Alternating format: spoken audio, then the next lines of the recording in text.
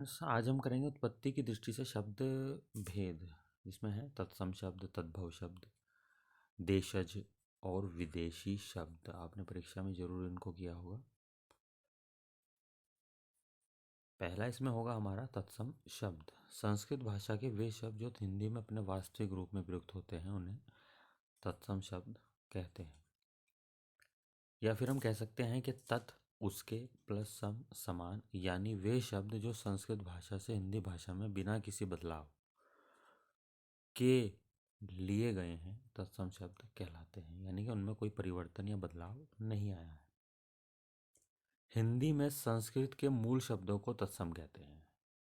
इस तरह से भी आप इन्हें याद कर सकते हैं, जैसे कवि, माता, विद्या, नदी, फल, पुष्प, पुस्तक, पृथ्वी, क्षेत्र, कार्य, मृत्यु, ये सब क्या है? तत्सम शब्द है। यहाँ संस्कृत के उन तत्समों की सूची है जो संस्कृत से होते हुए हिंदी में आए हैं। आम्र आम हो गया है, उष्ट्र ऊंट, चंचू चोंच, त्वरित तुरंत, शलाका सलाई, चतुष्पादिका चौकी, उदरतन उपटन, खरपर खपरा खप्पर, तिक्त तीता, कोमल गोमय गोबर, घोटक घोड़ा, पर्यक पलंग, भक्त भात, हरिद्रा हल्दी, सपत्री सौत, सूची सुई, सक्तू सत्तू, शीर खीर, जिसे हम खीर बोलते हैं। नेक्स्ट है तद्भव शब्द। ऐसे शब्द जो संस्कृत और प्राकृत से विकृत होकर हिंदी में आए हैं तद्भव कहलाते हैं। संस्कृत भाषा के ऐसे शब्द जो बिगड़ कर अपने रूप को बदलकर हिंदी में मिल गए हैं तद्भव शब्द कहलाते हैं। तद का मतलब होता है उससे, भव है होना, यानी जो शब्द संस्कृत भाषा से थोड़े बदलाव के साथ हिंदी में आए हैं वे तद्भव शब्द कहलाते हैं। जैसे संस्कृत में है दुग्ध, तद्भव में दूध, हस्त हाथ, कुब्ज कुबड़ा, कर्पूर कपूर, अंधकार अंधेरा, अक्षी आँख, अग्नि आग, मयूर मोर, आश्चर्य अचरज, उच्च ऊंचा, ज्येष्ठ काम, क्षेत्र खेत, जीवा जीव, कर्ण कर्ण, तृण तिनका, दंत दांत, उच्च ऊंचा, दिवस दिन, धैर्य धीरज, पंच पांच, पक्षी पंछी, पत्र पत्ता, पुत्र बेटा, शत सौ, अश्रु आंसू, मिथ्या झूठ, मूढ़ मूर्ख, मृत्यु मौत, रात्रि रात, प्रस्तर पत्थर, शून्य सूना, श्रावण सावन, सत्य सच, स्वप्न सपना, स्वर्ण सोना। ये कुछ शब्द मैंने जो आपको बताए हैं इनका उच्चारण भी बताया गया है, तो आप उच्चारण का भी ध्यान रखिएगा। ये शब्द संस्कृत से सीधे ना आकर पाली प्राकृत और अपभ्रंश से होते हुए हिंदी में आए हैं, इसके लिए इन्हें एक लंबी यात्रा तय करनी पड़ी। सभी तद्भव शब्द संस्कृत से आए हैं, परंतु कुछ शब्द देश काल के प्रभाव से ऐसे विकृत हो गए कि उनके मूल रूप का पता नहीं चलता। तद्भव के भी कुछ प्रकार हैं, जैसे संस्कृत से आने वाले या सीधे प्राकृत से आने वाले।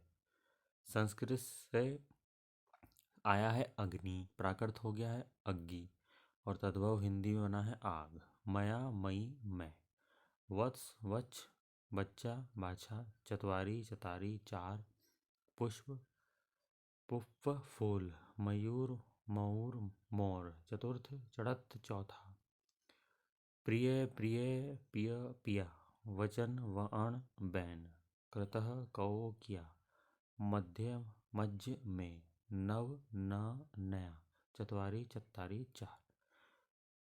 तीसरा जो भेद है उत्पत्ति के आधार पर वो है देशज शब्द। देश प्लस ज अर्थात देश में जन्मा। जो शब्द देश के विभिन्न प्रदेशों में प्रचलित आम बोलचाल की भाषा से हिंदी में आ गए हैं वे देशज शब्द कहलाते हैं। दूसरे शब्दों में जो शब्द देश की विभिन्न भाषाओं से हिंदी में अपना लिए गए हैं उन्हें देशज शब्द कहते हैं। सरल शब्दों में देश की बोलचाल में पाए जाने वाले शब्द देशज शब्द कहलाते हैं, जैसे चिड़िया, कटरा, कटोरा, खिड़की, जूता, खिचड़ी, पगड़ी, लोटा, डिबिया, तेंदुआ, अंटा, ठेठ, ठुमरी, खकरा, चसक, फुनगी, डोंगा, ये सब इनमें से बहुत सारे शब्द ऐसे हैं जो आप यूज़ करते होंगे अपने डेली लाइफ में। उन्हें ही हम देशज या देशी कहते हैं। देशज वे शब्द हैं जिनकी व्युत्पत्ति का पता नहीं चलता, ये अपने ही देश में बोलचाल से बने हैं, इसलिए इन्हें देशज कहते हैं। हेमचंद्र ने उन शब्दों को देशी कहा है जिनकी व्युत्पत्ति किसी संस्कृत धातु या व्याकरण के नियमों से नहीं हुई।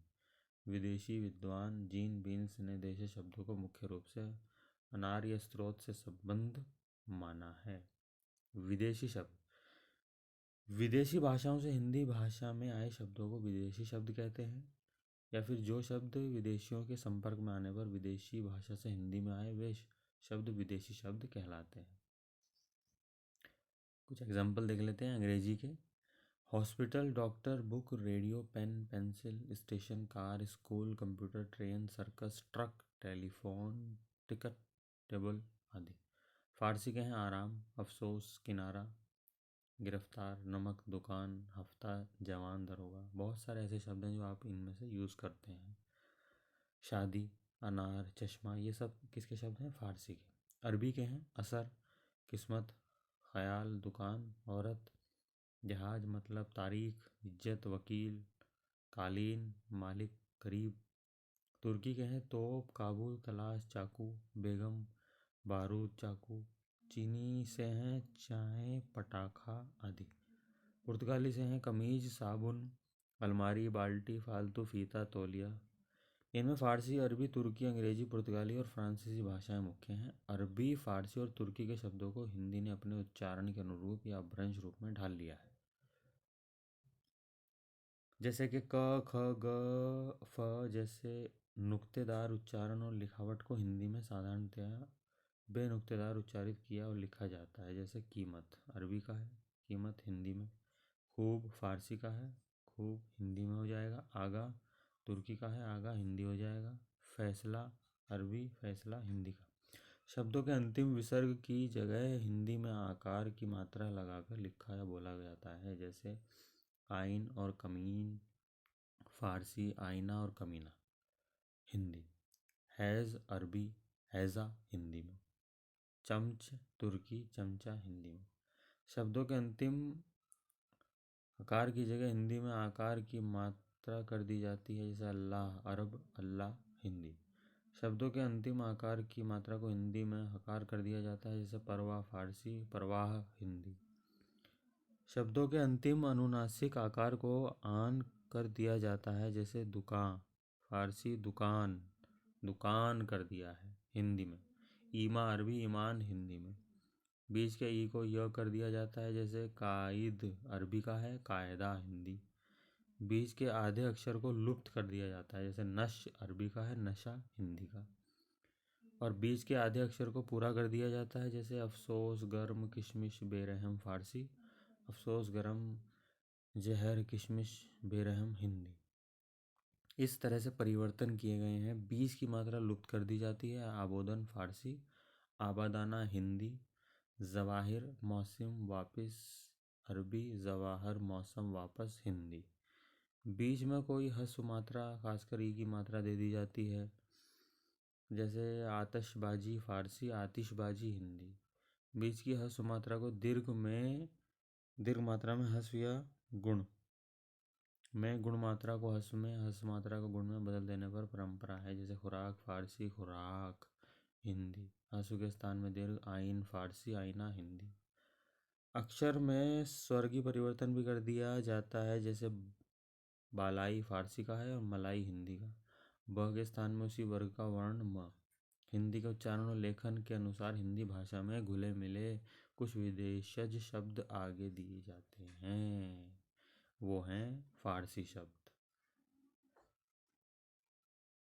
कुछ फारसी शब्द हैं, कुछ अरबी शब्द हैं, ये देख रहे हैं आप चाहें तो स्क्रीनशॉट ले सकते हैं, जिससे आपको पता रहेगा कि फारसी शब्द कौन से हैं और अरबी शब्द कौन से हैं। अरबी को आप फारसी ना कहें और फारसी को अरबी ना कहें।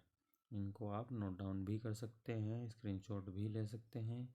यह हैं तुर्की के शब्द और ये आ गए आपके अंग्रेजी शब्द, आपने यूज़ भी किए होंगे। ये कुछ नीचे भी दिए गए हैं। पुर्तगाली शब्द भी हैं, इसमें मिल जाएंगे आपको। हिंदी अलकतरा पुर्तगाली है, अलकात्रो, ये इस तरह से है। रचना अथवा बनावट के अनुसार शब्दों का वर्गीकरण है, ये इस तरह से। शब्दों अथवा वर्णों के मेल से नए शब्द बनाने की प्रक्रिया को रचना या बनावट कहते हैं। कई वर्णों को मिलाने से शब्द बनता है और शब्द के अखंड खंड को शब्दांश कहते हैं। जैसे राम में शब्द के दो खंड हैं, रा और म।